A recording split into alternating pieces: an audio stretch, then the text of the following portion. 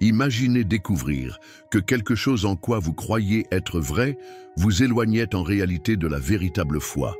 Et si je vous disais qu'il existe des religions qui paraissent chrétiennes, mais qui en réalité déforment les Écritures et détournent des milliers de personnes du chemin de Dieu? Ce que vous êtes sur le point de découvrir pourrait changer votre vie spirituelle à jamais. Le danger de suivre un chemin faux sans s'en apercevoir est réel et peut mettre votre salut en péril. Aujourd'hui, nous allons révéler 5 religions qui, malgré leur apparence chrétienne, enseignent des doctrines qui contredisent la parole de Dieu. Si vous n'apprenez pas à les identifier, vous pourriez vous mettre en danger spirituel. Alors, restez avec moi jusqu'à la fin de cette vidéo, car la vérité pourrait faire la différence entre suivre le véritable chemin ou se perdre dans les ténèbres. Depuis les temps anciens, Dieu a guidé son peuple par les Écritures, révélant sa vérité à ceux qui le cherchent avec sincérité. Cependant, au fil de l'histoire, diverses croyances ont émergé qui, bien qu'elles mentionnent Jésus-Christ et utilisent des passages de la Bible, déforment l'essence de l'Évangile et conduisent des millions de fidèles sur des chemins dangereux. La vérité de la foi chrétienne n'a pas besoin d'ajout ou de modification. Dieu a révélé tout ce qui est nécessaire pour le salut à travers les Écritures. Pourtant, certaines doctrines se présentent comme chrétiennes, tout en enseignant des interprétations qui contredisent ce que dit réellement la Bible. Examinons chacune d'elles à la lumière de la parole de Dieu. La première doctrine que nous allons examiner est le mormonisme, également connu sous le nom de l'Église de Jésus-Christ des Saints des derniers jours.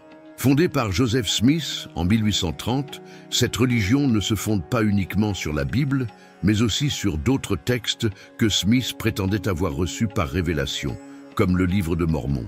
La question fondamentale que nous devons considérer est la suivante. Cette doctrine s'aligne-t-elle vraiment sur le véritable évangile du Christ? Les Mormons enseignent que Dieu fut autrefois un homme mortel qui vécut sur une autre planète et que, par le progrès et l'obéissance, il atteignit la divinité. Mais cette croyance s'oppose directement à la révélation biblique sur la nature de Dieu. Dans Malachie 3:6, il est écrit « Moi, l'Éternel, je ne change pas. Dieu a toujours été et sera toujours immuable, éternel et souverain. » Le concept d'un Dieu qui fut un jour mortel contredit complètement la doctrine biblique qui nous enseigne qu'il est parfait et éternel. Dans Hébreux 13:8, nous lisons que Jésus-Christ est le même hier, aujourd'hui et éternellement. Autrement dit, Dieu ne subit ni changement ni évolution comme les Mormons l'enseignent.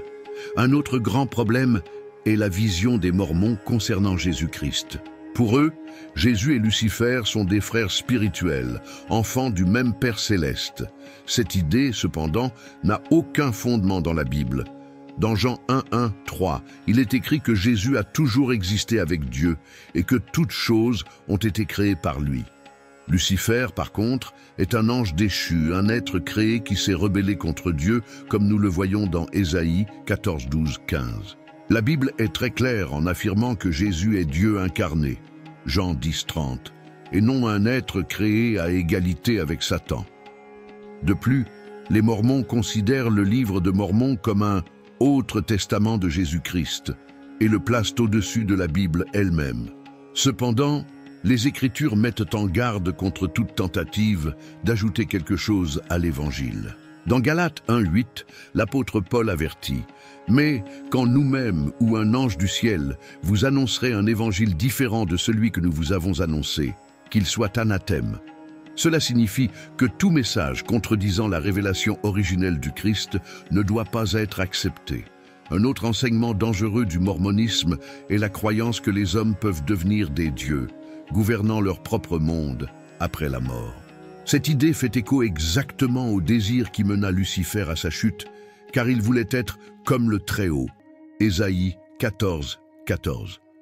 Cependant, la Bible enseigne clairement qu'il n'existe qu'un seul Dieu véritable et que notre espérance est de vivre éternellement en sa présence et non de devenir des divinités. Dans Romains 3:23, il est écrit « Tous ont péché et sont privés de la gloire de Dieu. Autrement dit, l'homme ne peut atteindre la divinité par ses propres mérites. L'enseignement mormon sur le salut s'écarte également de la vérité. Il croit que le salut nécessite non seulement la foi, mais aussi de bonnes œuvres et des rituels spécifiques, tels que le baptême pour les morts. Cependant, dans Éphésiens 2, 8, 9, il nous est enseigné que c'est par la grâce que vous êtes sauvés, par le moyen de la foi, et cela ne vient pas de vous, c'est le don de Dieu, non par les œuvres, afin que personne ne se glorifie. Autrement dit, le véritable évangile nous invite à compter uniquement sur le Christ et non sur nos propres efforts pour obtenir la rédemption. Toute doctrine ajoutant des exigences supplémentaires au salut détourne les gens de la suffisance de la croix du Christ. Face à tout cela, il est essentiel que les chrétiens fassent preuve de discernement lorsqu'ils analysent toute doctrine qui, à première vue, semble chrétienne, mais qui, une fois examinée à la lumière de la Bible, se révèle incompatible avec le véritable message de Jésus. Le Christ lui-même nous a avertis des faux prophètes disant qu'ils viendraient déguisés en brebis, mais qu'au fond, ils seraient des loups ravisseurs. Matthieu 7,15. C'est pourquoi nous devons rester vigilants, examinant toutes choses et nous attachant uniquement à ce qui est bon. 1 Thessaloniciens 5, 21.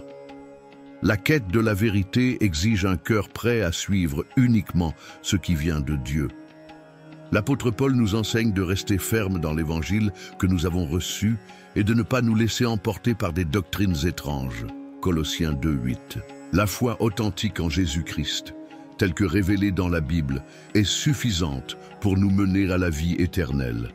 Lorsque nous plaçons notre confiance dans un enseignement qui va au-delà de la parole de Dieu, nous risquons de nous éloigner de la véritable communion avec le Père. La deuxième religion qui doit être analysée à la lumière de la Bible est le groupe connu sous le nom de Témoins de Jéhovah. Fondé à la fin du XIXe siècle par Charles Taze Russell, cette organisation a développé des doctrines qui, malgré l'usage de la Bible, déforment le message originel du christianisme. L'une des principales différences est qu'ils nient la Trinité. Pour les témoins de Jéhovah, Dieu est une entité unique et Jésus-Christ n'est pas Dieu, mais une créature puissante, identifiée comme l'archange Michel. Cependant, la Bible enseigne clairement que Jésus est Dieu incarné. Dans Jean 1,1,1, il est écrit « Au commencement était la parole, et la parole était avec Dieu, et la parole était Dieu. » Jésus lui-même a affirmé dans Jean 10,30 « Moi et le Père, nous sommes un ». Nier cette vérité compromet toute la base de la foi chrétienne. Un autre enseignement controversé des témoins de Jéhovah est la croyance que seules 144 000 personnes auront le privilège d'être avec Dieu au ciel, tandis que les autres fidèles vivront pour toujours dans un paradis terrestre. Cette interprétation déformée du livre de l'Apocalypse n'a aucun fondement dans la doctrine chrétienne. La Bible enseigne que tous ceux qui croient en Jésus ont accès au salut éternel. Jean 3, 16. Outre la déformation de l'identité du Christ, un autre enseignement problématique des témoins de Jéhovah est leur interprétation erronée de la croix. Ils affirment que Jésus n'est pas mort crucifié, mais plutôt sur un pieu vertical. Cependant, cette vision contredit à la fois les récits historiques et les Écritures elles-mêmes. Dans Philippiens 2,8, Paul déclare que Christ, existant en forme de Dieu, n'a point regardé comme une proie à être égalisé à Dieu, mais s'est dépouillé lui-même, en prenant une forme de serviteur, en devenant semblable aux hommes. Et ayant paru comme un simple homme, il s'est humilié lui-même, se rendant obéissant jusqu'à la mort, même jusqu'à la mort de la croix. La croix n'est pas seulement un symbole, mais représente le triomphe du Christ sur le péché et la mort. Nier la croix et la réinterpréter autrement, c'est minimiser l'œuvre rédemptrice de Jésus. Un autre aspect préoccupant de la doctrine des témoins de Jéhovah est la négation de l'enfer. Ils enseignent que les méchants ne subiront pas une condamnation éternelle, mais cesseront simplement d'exister. Cependant, Jésus a clairement parlé de l'enfer comme d'un lieu de tourment éternel pour ceux qui rejettent Dieu. Dans Matthieu 25, 46, il affirme « et ceux-ci iront au châtiment éternel, mais les justes à la vie éternelle. Si la vie éternelle des justes est réelle, alors le châtiment éternel des méchants l'est aussi. La doctrine de l'enfer peut être difficile à accepter, mais elle fait partie de l'enseignement biblique et ne peut être simplement écartée. Un autre point controversé de la doctrine des témoins de Jéhovah est leur approche agressive de l'évangélisation. Ils sont connus pour leurs visites de porte en porte, insistant souvent pour que les gens acceptent leurs croyances. Bien que l'évangélisation soit un commandement biblique, Matthieu 28, 19, la manière dont ce groupe mène ses démarches peut être davantage basée sur l'imposition que sur un amour véritable. La véritable évangélisation doit être faite avec grâce et vérité, en présentant le message de l'Évangile sans manipulation ni coercition. Comme il est dit dans Colossiens 4, 6, « Que votre parole soit toujours accompagnée de grâce, assaisonnée de sel, afin que vous sachiez comment il faut répondre à chacun. » Un autre facteur problématique est la structure hiérarchique extrêmement rigide des témoins de Jéhovah. Un corps dirigeant centralisé dicte toutes les doctrines et pratiques que ses membres doivent suivre sans possibilité de remise en question. Cependant, la Bible enseigne que chaque croyant a un accès direct à Dieu par Jésus-Christ. Hébreux 4, 16. Le véritable christianisme ne repose pas sur une organisation autoritaire, mais sur une relation personnelle et intime avec Dieu, guidée par le Saint-Esprit et la parole. Face à toutes ces preuves, il devient évident que bien qu'ils mentionnent le nom de Jésus et utilisent la Bible, les témoins de Jéhovah adoptent des croyances qui déforment l'essence du christianisme. L'apôtre Paul avait déjà mis en garde contre ceux qui prêchent un autre évangile, Galates 1, 8. Il incombe à chaque chrétien de chercher le discernement pour identifier les enseignements qui ne sont pas alignés avec la véritable parole de Dieu. L'évangile ne change pas avec le temps. Et notre responsabilité est de rester ferme dans la foi authentique, en ne comptant que sur le Christ pour notre salut. La troisième doctrine qui doit être analysée est l'Église de l'unification, fondée par Sun Myung Moon en Corée du Sud en 1954. Ce mouvement est un exemple classique de religion qui se présente comme chrétienne, mais qui s'éloigne complètement de la vérité biblique. Le plus gros problème de l'Église de l'unification est que Moon s'est proclamé le nouveau Messie, affirmant avoir reçu une révélation spéciale pour compléter la mission que Jésus-Christ n'a pas réussi à accomplir. Cette croyance est extrêmement dangereuse, car elle contredit l'enseignement même de l'Évangile. Depuis le début, la foi chrétienne enseigne que Jésus a parfaitement accompli l'œuvre de la rédemption sur la croix. Lui-même a déclaré « Tout est accompli ». Jean 19, 30, indiquant clairement que sa mission était entièrement réalisée. Tout enseignement suggérant que l'œuvre du Christ n'était pas suffisante s'écarte de la vérité et trompe ses adeptes. Moon croyait que lui et son épouse étaient les nouveaux parents de l'humanité, chargés de restaurer la création et d'apporter une nouvelle lignée pure. Pourtant, aucun passage biblique ne soutient cette idée.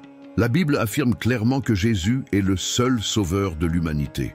L'apôtre Pierre a déclaré dans Actes 4, 12 « Il n'y a de salut en aucun autre, car il n'y a sous le ciel aucun autre nom qui ait été donné parmi les hommes, par lequel nous devions être sauvés. » L'idée qu'un nouveau Messie serait nécessaire contredit directement la suffisance du sacrifice du Christ. Un autre enseignement préoccupant de l'Église de l'unification est l'interprétation erronée du péché originel. Moon enseignait que le péché originel était de nature sexuelle et que lui et son épouse avaient été envoyés pour purifier cette contamination par leur bénédiction conjugale. Cet enseignement n'a aucun fondement biblique. La Bible enseigne que le péché est entré dans le monde par la désobéissance d'Adam et Ève, Genèse 3, 6, et que la seule solution au péché est la rédemption par le sang de Jésus-Christ. Comme il est dit dans 1 Jean 1, 7, le sang de Jésus-Christ, son Fils, nous purifie de tout péché. Aucun chef humain ne peut offrir la rédemption ou la purification spirituelle au-delà de ce que Dieu a déjà prévu en Christ. De plus, Moon enseignait que Jésus avait échoué dans sa mission parce qu'il était mort avant de se marier et d'avoir des enfants. Cette idée ignore complètement le véritable but rédempteur de la croix. Jésus lui-même a affirmé être venu donner sa vie en rançon pour plusieurs, Matthieu 20, 28. Si le Christ était venu dans le but de se marier et de fonder une famille, il l'aurait lui-même clairement indiqué. Cependant, toute l'Écriture souligne son rôle en tant qu'agneau de Dieu qui ôte le péché du monde, Jean 1, 29. Le refus de reconnaître la croix comme le point culminant du plan de salut démontre un grave écart par rapport à la vérité chrétienne. Un autre aspect préoccupant de l'Église de l'unification est le contrôle rigide exercé sur ses membres. L'organisation exige une loyauté absolue, favorise les mariages arrangés et réclame d'importantes sommes d'argent pour que les fidèles reçoivent des bénédictions spirituelles. Cela ressemble aux pratiques des pharisiens qui imposaient des fardeaux lourds au peuple, Matthieu 23, 4. Jésus, en revanche, a enseigné que son joug est doux et son fardeau léger, Matthieu 11, 30. Le véritable évangile libère, tandis que les enseignements de Moon emprisonnent les gens dans un cycle d'obéissance aveugle à un chef humain. L'Église de l'unification enseigne également que toutes les religions doivent être unifiées sous un seul principe divin, plaçant Moon comme figure centrale de cette unification. Cependant, Jésus a déclaré dans Jean 14, 6 « Je suis le chemin, la vérité et la vie. Nul ne vient au Père que par moi. » Le véritable christianisme ne peut être mêlé à d'autres croyances au nom de l'unité religieuse. La parole de Dieu nous appelle à rester fermes dans la foi authentique, sans nous laisser entraîner par des doctrines étrangères. Colossiens 2, 8. Face à cela, il est fondamental que les chrétiens fassent preuve de discernement pour identifier les mouvements religieux qui se présentent comme chrétiens, mais qui en pratique déforment les enseignements de Jésus-Christ. L'apôtre Paul a averti dans 2 Timothée 4, 3 qu'arriverait un temps où les gens ne supporteraient pas une doctrine saine, mais chercheraient des enseignants qui diraient ce qu'ils veulent entendre. Nous devons rester enracinés dans la vérité biblique, sans nous laisser tromper par des doctrines humaines qui nous éloignent du véritable but de la foi.